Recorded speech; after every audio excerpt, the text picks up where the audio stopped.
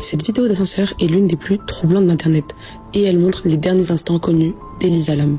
Janvier 2013, Los Angeles, Elisa Lam, 21 ans, arrive au Cecil Hotel. Un bâtiment ancien, fatigué, chargé d'un passé sombre. Des suicides, des meurtres, des disparitions, mais Elisa ne vient pas pour ça.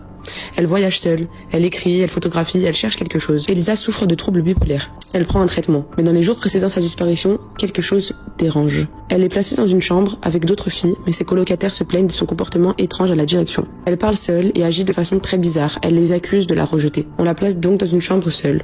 La nuit de la disparition, Elisa sera vue pour la dernière fois sur les caméras de surveillance de l'ascenseur avec ses comportements étranges. Elisa entre dans l'ascenseur, elle appuie sur presque tous les boutons, la porte ne se ferme pas, elle sort dans le couloir, regarde à gauche, à droite, comme si quelqu'un était là.